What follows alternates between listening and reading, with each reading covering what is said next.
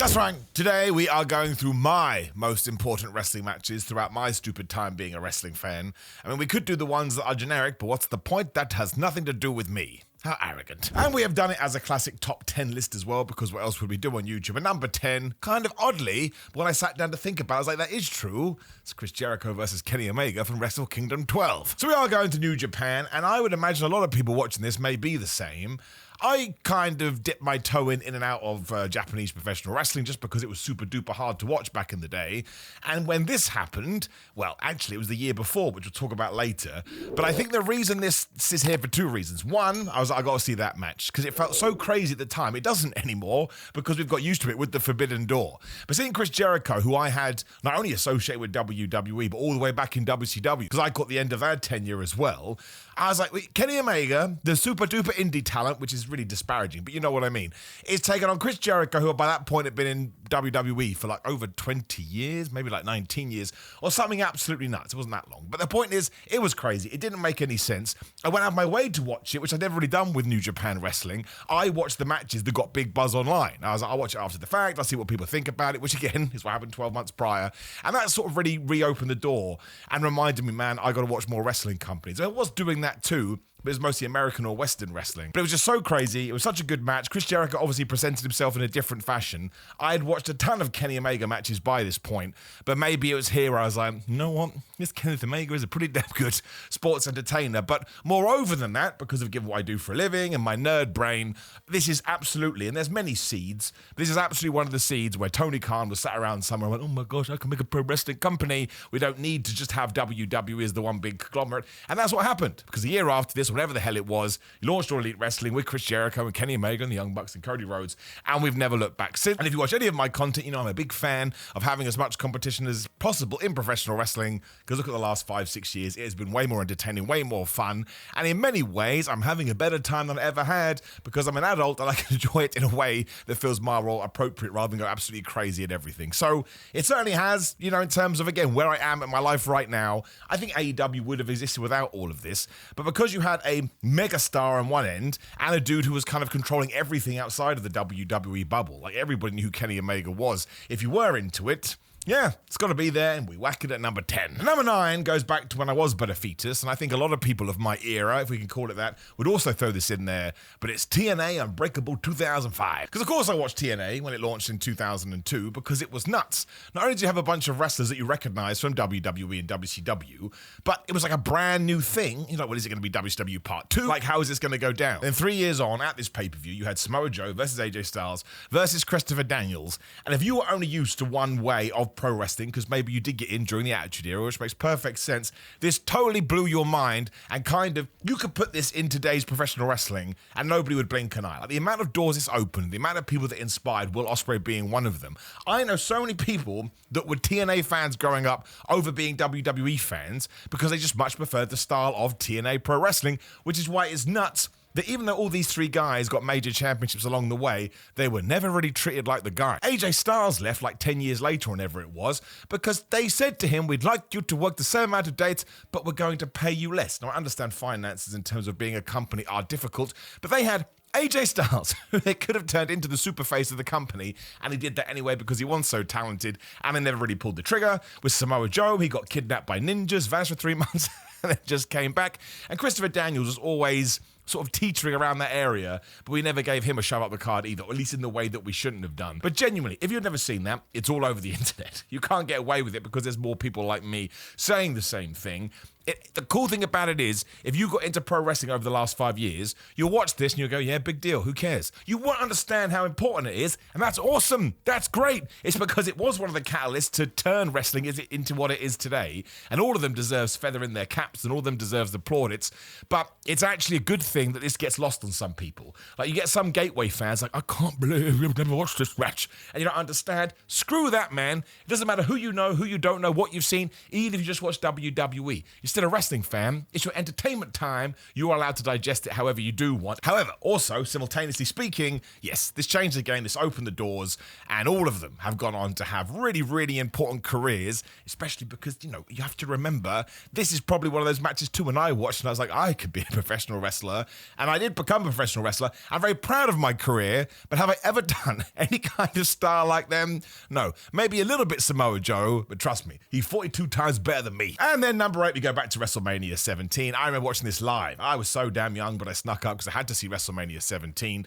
I mean, you could throw Austin versus The Rock in there because it did sort of serve it as the ending of the Attitude Era, but I think that was a big deal. Who cares? Wrestling keeps tapping on regardless. But TLC 2, when it was the Hardys versus the Dudleys versus Edge and Christian, once again, it's kind of like the last match. You had never seen anything like it. Now, even Edge has said this, Adam Copeland. You can argue this was a terrible idea. There's another match on this list too that also suffered from this. They raised the bar so high, and they did such crazy spots like Jeff Hardy flipping, hanging from the belt when Edge comes off the ladder and spears him, that the next time we did one of this, usually with these, they were like, well, now we got to top it. And then we got to 2010, and everyone's like, now we got to top it. Then you get to 2020, and people are like, now we've got to top it. Now we've had so many matches in 2025, we're sort of going back the other way, when sometimes you just get a hard-hitting, brutal war, because people are like, what else can we do? We've quite literally seen everything. But that is why, for me, like I say, watching professional wrestling, I'm not saying I would have stopped watching wrestling if it wasn't for this match, but if there was even an inkling that I was getting a bit tired of the same old,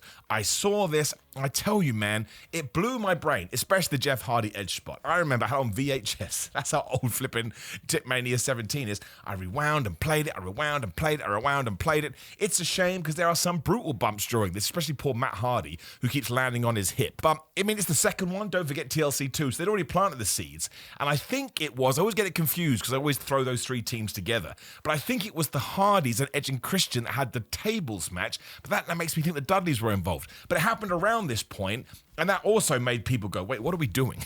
And it was all because they wanted to become top stars. They've all talked about this in interviews. They were like, it's so stacked, and the stars at the very top are so sort of ingrained into everyone's brains, and they're not going anymore. What can we do to stand out? How can we steal the show? And essentially it was what some veterans would call it, car crash TV. Who cares? You couldn't look away from it. It was totally brand new, and it reminded you that wrestling can be whatever the flub you want to be. And I remember seeing this, and WrestleMania 17 in general, which is one of the best WrestleManias ever, one of the best pay-per-views ever, and I was like, this wrestling stuff is for me, and quite ironically, I'm probably going to watch it for life. But again, it's one of those now, you go back and watch it, you won't understand what all the hoopla is about, because you've seen all of this, but of course you wouldn't have seen it if it wasn't for TLC 2. Number 7 is the most boring answer ever, but we're going to throw it in there anyway. It's WrestleMania 3, it's Randy Savage versus Ricky Steamboat. No, I didn't see this live, I don't think I was born when WrestleMania 3 was on, so it would have been pretty hard. But it was one of those retroactive ones where you keep hearing about this match as you're growing up. I thought, well, I've got to go and watch it, right? And the Macho Man Randy Savage was one of my favorites. I was a Macho Man guy when I started getting into wrestling. I was never really a Hulk Hogan guy or an Ultimate Warrior guy. It was the Macho Man.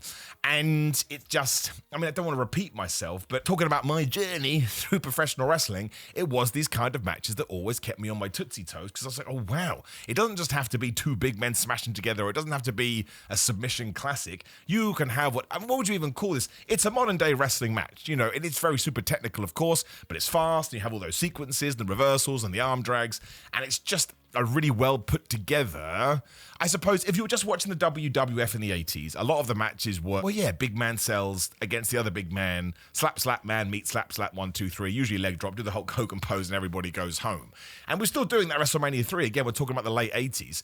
But the Macho Man and Ricky Steamboat clearly decided they were going to do something totally different. There's that amazing story. The Macho Man, and today this wouldn't even be blinked at, nobody would care. He wrote the whole match down on a piece of paper. This is how he planned matches, and he gave it to Ricky Steamboat, and Ricky Steamboat was so damn good. He's like, yeah, I can do all of this. No problem, don't worry about it. And that wasn't really way back then. Like, a lot more was called in the ring. Not all of it, by the way. I don't want to get into it too much, but it was still, some spots were still planned, because of course they were. I'm just meaning in 2025, if you walked up to someone and said, I've actually wrote down all of my stuff, most people go shrug emoji. Of course you did. I would have expected it. But it was ahead of its time, is probably the best way to put it. Like, it was the TNA Triple Threat match before the TNA Triple Threat match, the TLC 2 match before the TLC 2 match. I mean, there's no weapons or absolutely crazy bumps or anything like that, but they just did something that nobody else was doing on the card. I suppose you could say it was more Japanese inspired than it was WWF inspired, but that's a little bit reductive, to be completely honest. But because it stood out so much, pretty sure it would have got more people into wrestling than it would have chased away. And it did feel more like a competitive contest in the sense it's two people going at it back and forth and you don't actually know who's going to come out the other side. And even the finish is quite. So really, really good. Really, really super. Ricky Steamboat, again, the proverbial babyface. Don't think he ever had a heel turn, and there's a reason why, because everybody loved him constantly. And the Macho Man Randy Savage is one of the best of all time. Well, so is Ricky Steamboat. But as far as I'm concerned, you could take the Macho Man Randy Savage and you could stick him in any kind of today's wrestling, even with his over-the-top mannerisms and his bright gear, and he would have worked. So yes, it's brilliant. It's all time. It's a classic. It's a 5-star in a 6.25-star Tokyo Dome. It's not even a main event, is it? It's like match 3 or 4 or 5 or something like that. I can't remember the match order, the card order, but it's great and it's really good.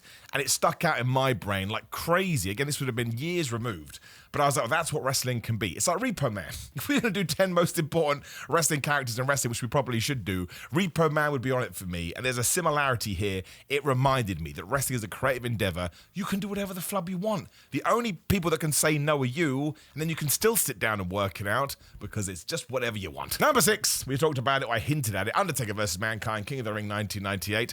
I'm still not over it. I'm not saying that as a ha-ha funny, but 27 years later, whatever the flub it is, I still watch it sometimes, and it's like I've never seen it before. So sometimes, Metallica are my favourite band. Sometimes I listen to Master of Puppets, and it hits me the same way it did the first time I ever heard it. And that's why they're the GOATs, man, because they make me feel that way a lot. That's how I feel the King of the Ring 1998. When I watched the first Throw Off the Cell, I don't still quite understand how they were able to do it as safely as they did. And of course, it wasn't safe. It was totally dangerous. But if you watch Mick Foley falling, he couldn't have even moved an inch left, right, or up or down because he would have just died. So the fact that he was able to do it, I don't want to say it was skill. I don't think it was skill. I think it was a combination of courage, luck, and just wanting to steal the show again. There's that word. The second one, I struggled to watch. That is genuinely this close to somebody dying. I mean, if Mankind, I think he said this himself, had done a proper jump for the tombstone instead of sort of falling backwards, I don't even want to think about it. But it is one of those matches, and I've done this, and I bet you've done it too. You show people that don't watch wrestling. All that wrestling stuff's fake. Like, excuse me, watch this. They can't say anything because it is just an absolute, well, it's a car crash. It's a train wreck. It's unbelievable, even in 2025. And this did it as well. It raised the bar so high that we always expected people to go up the top on a Hell in a Cell. We've seen some crazy bumps that maybe we should never have done. And hopefully now we can kind of start steering it back the other way. But that's a game changer. And I watched this when I was super young when this was on, and I was baffled then, and I'm baffled now. And I think if something can hold your emotion for almost 3 decades, it has to go on a list that's called My 10 Most Important Matches in Wrestling History. I just can't believe they did it. I can't believe it was signed off. Obviously, there is the stories out there. The Undertaker was like, no. And then Mick Foley was so just desperate to do it. I guess he eventually acquiesced, like, fine, we'll do it. But it's terrifying, absolutely terrifying. And not for a pro wrestling reason, for a very real reason. Somebody could have got seriously hurt, and how Mick Foley continued to walk around, I don't know. But it made his career. He's talked about the fact he struggled to be associated with this match for so long because he kind of felt like it took away from what else he had done. I totally disagree. It's the other way around. I think he's come to this conclusion now too. It just rubber stamped what he was like was a wrestler. Again, another game changer, somebody that inspired so many people. You could argue that GCW today, I mean, it's not that kind of wrestling all the time, but those sort of kind of products were born out of what Mick Foley was doing. Tremendous, all time, absolutely crazy. Do I ever want to see it again? No. And now that I'm older, would I like to tone this down? Abso-flippin-lutely. I'm not sure we are going to do that, but I've used it so many times to try and explain to people what pro wrestling can be. It's got to be in the flippin' list. As does Sasha Banks versus Bayley at TakeOver Brooklyn. I mean, this was, 2016, was it? I think I'm getting confused now, as I said. I have it written down on my stupid form that's just vanished. Stupid computer. But, I mean, it changed women's wrestling in WWE. I think you can make a great argument that WWE was way too late with this. It kind of ties into the rise of Ronda Rousey, because she proved that, of course, a woman can headline a main event and draw money on pay-per-view. It sounds so redundant this only happened within the last 10 years.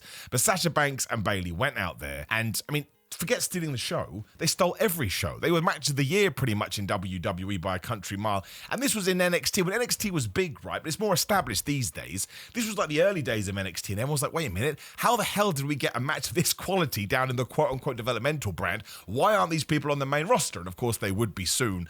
I don't want to say they never topped it on Raw or SmackDown, because that's unfair. They did great work, and Bayley obviously continues to do great work, as does Mercedes Moné and AEW. But in terms of impact, and in terms of really making people go, we need to change what we're doing here, I don't think it was ever topped. I think it is brilliant. I think the emotion in it, the story, everything they've done before, everything they dealt with afterwards. The only absolute negative is that when Bayley finally got called up to the main roster, Vince McMahon could not understand what this character was, even though right here it's perfectly obvious. It was almost like she can appeal to kids who can see themselves in her like an inspiration, and he turned it into, I think she's a child. What are you talking about, Vince? You're absolutely nuts.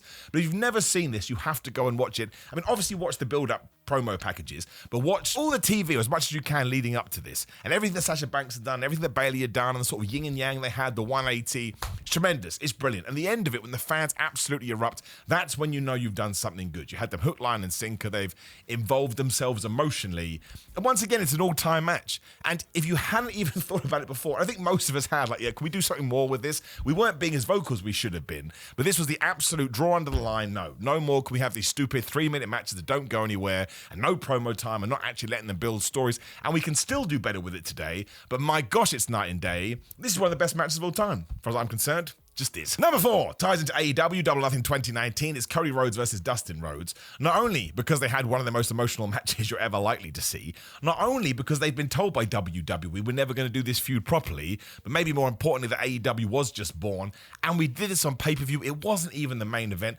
People are crying in the stands. Now, anytime you say that, oh, what a flipping loser. How is that being a loser? You love something and you are connected to something to such a degree you have tears rolling out of your face. I don't care, man. That's the dream. I long to be in love with stuff to that level, because we have tears for a reason. Sometimes you want to cry because you're sad, and sometimes you want to cry because you've just been moved. If you are not in this life to be moved, what are you doing? Especially when it comes to pro wrestling. This is a match you just need to see. As long as you're old enough. If you're a child, give it a few years. But it is bloody and it's brutal. I'm going to be an asshole and say it's beautiful too. The hug at the end, the emotion, obviously they are real life brothers. And they've got this whole story, this whole tenure they've done in WWE and now starting AEW.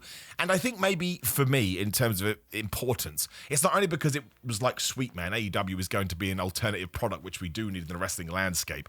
But it all of a sudden opened the door that if you were in WWE and you didn't think you were getting your due, or you wanted to do a feud and you couldn't believe it wasn't being greenlit, you could probably jump over to All Elite Wrestling and they would do it. Like, the wrestling landscape is better because this exists, especially because it sounds like Dustin Rhodes will be in AEW for the rest of his career. I can't see Cody Rhodes leaving WWE. That seems totally insane, although you never say never.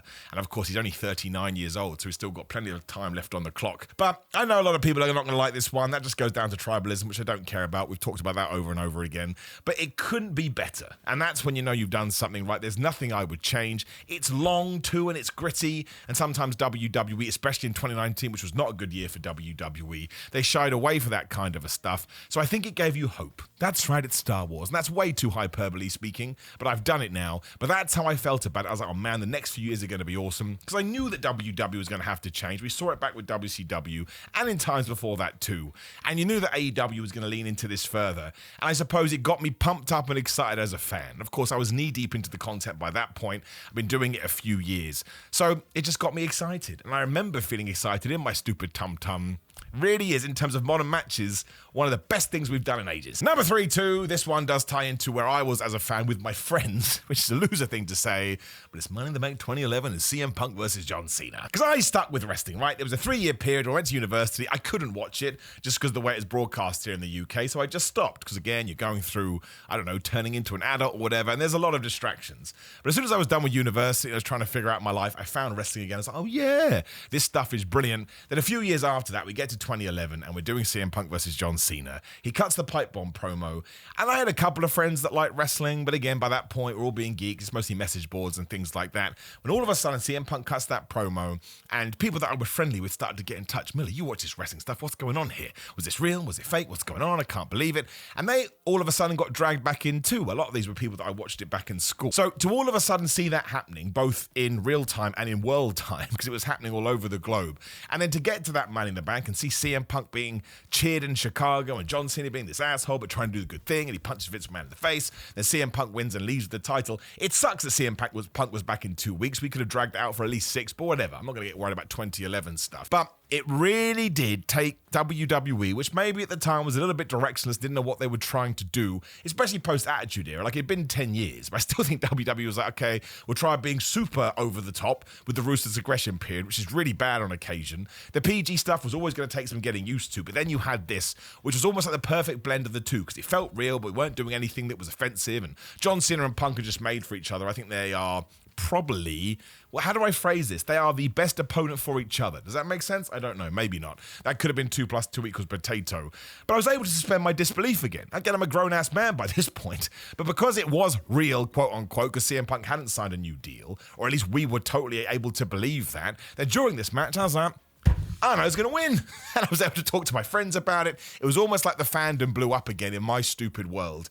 And it's still a match that I go back to. And it's not just about the pipe bomb promo. You have to watch the other promos and the matches building up to this. It's fantastic. It's really, really interesting. It sucks afterwards because WWE dropped the ball. But going from that pipe bomb promo into the pay-per-view, it really was like, oh man, it feels like I'm a kid again. It feels like all the things have gone back and we can talk about it like these are things that are happening just down the road, or these are things that are happening, be it on a movie or on a sports team, whatever it would be. It was awesome. It was great.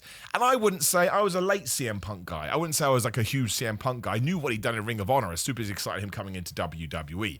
But he already had diehard fans by this point. But it was this match and everything he did here. I was like, man, that CM Punk guy, he's pretty good. And it increased my love for John Cena. I wouldn't say I was a John Cena guy because sometimes I felt like he should have lost and he didn't. But I absolutely understood why he was the top of the card. Didn't really understand the yay booing as much as it got.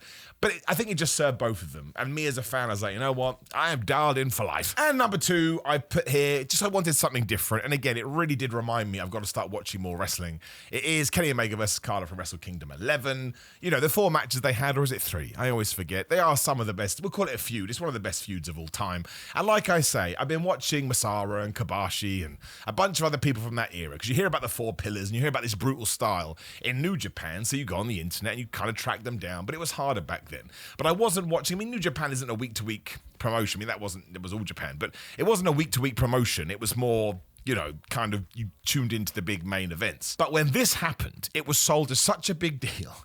And Okada by this point was on the rise, and Kenny Omega had made his name, like I'd already said, as the independent guy that you had to see. It almost felt like you couldn't miss it if you were aware of it. So I got up, I made sure to tune in, and it was awesome, and it was brilliant. And again, it was so different to what WWE was doing, I couldn't help but be excited. And the reason I put it here, I know a year on when we had the Omega Jericho thing, I was like, oh my gosh, the world is changing. But it was the Kenny Omega Okada at Wrestle Kingdom 11 when I think whatever my routine for wrestling was kind of got blown up. And I was like, nope, I'm going to start watching everything again, which I certainly was doing sort of in the 2008, 2009, 2010-ish. But again, it was really hard to find stuff. My mate had some tapes and I would buy some stuff and, you know, be a super nerd. But it was here when I was like, man, we're living in a new world. Everything is so much more accessible. And I really, really dove back in. And not only did that help my own personal fandom, but it helped the content I was creating. I'm not saying that if you create content, you have to watch everything. But the way that I approach it, it's one of the reasons I became a pro wrestler too. I didn't know how far I was going to take it, although of course that was my hopes and dreams, was to do it sort of each and every single week, which I'm able to do right now. But it was because I wanted to make sure I had a 360 view of pro wrestling. Like, who am I to comment and review wrestling shows without making sure I've embraced every side as much as I can? And this was another moment for that. I was like, nope, got to watch more New Japan, got to watch more Ring of Honor, got to watch more TNA, which is a bit hard because it's all over the place, but there was still some great talent there, and it just helped. And there was a bunch of other promotions too. It was this match that helped me get into DDT, which is now one of my favorite promotions. They are absolutely nuts, and I love that. And I was always watching independent wrestling, especially over here in Britain, but this was really like a moment to try and find out maybe some of the other smaller companies that had buzz, but I'd totally not really checked out. And again, it was harder then, it's easier now. But when a match can sort of open your brain to that degree and sort of really kickstart your fandom, I keep using that term, but that's what it did. I was like, man, it's falling into a little bit of a rut here, which we all do, and we'll do it again. Of course we will. But maybe this was where as well. I was like, man, competition is great. More competition. Let's make sure that all companies grow. And again, the match itself was amazing. It really, really is good. I understand it's not everybody's style, which is totally fine. But what they were able to do and the timing, the build, and how long they go, it really is only a few people that would have been able to pull this off. And they did it 3 or 4 times. I mean, you can't say fairer than that. And number 1 is also my favorite match of all time, Bret Hart versus Steve Austin, Wrestlemania 13, because without that, would I still be a fan today? It is debatable. Because Bret Hart was my guy, and Bret Hart was still my guy after this. Bret Hart could have looked into the camera and gone, Simon Miller, I hate you, and I've gone, he's probably right. I probably deserve some hate here, guys. But the rise of Steve Austin was so damn cool, and because they were working together, this was like the first feud where I was like, man, I'm totally torn. I love both of these people. And because Steve Austin was being pitched as a heel at first, you knew you weren't meant to like him, but you couldn't help it. He was too damn cool. Now, of course, Bret Hart leaves soon after this, and because I was more of a WWF guy than a WCW guy, I started watching more WCW for Bret Hart. That's how much I loved him. But it's almost like Steve Austin was able to be free after that, so I could totally buy into what he was doing. But this match also teaches you things you don't even know it teaches you until years later. Obviously, the double turn, one goes heel, one goes face. They're coming in the other way. Ken Shamrock is the special guest referee who totally understands his role and only gets involved where he has to, but it gives it a kind of intensity and, dare I say it, an intensive realism. And it's also the fact that when you watch it now, they just kick the crap out of each other. They brawl all over the place. Of course, you have the blood. It's just the best match ever for me. And when something is the best match ever, it's sort of maybe after this, and I'd really have to think about it, but I believe it's true, I never watched pro wrestling in the same way again, because that's how much it sort of changed how I was watching it. It was a seismic shift, and I never looked back. So it has to be. After this, I was like, oh my gosh, wrestling was always the best thing ever. Now, you can't even come close, right? Everything else has to go away, and I'm just going to watch pro wrestling. And it carried on a little bit after this as well. I mean, they did obviously veer off into different directions, but the promos, everything before this, the Forgotten Survivor Series match was just tie-in, and all the little things they had done. Of course, the Canadian Stampede happens after this too. It's wonderful. It's brilliant. It's all time. And that's why it's so important to me. In terms of wrestling history, can I even think of a match that was more important? No, I can't.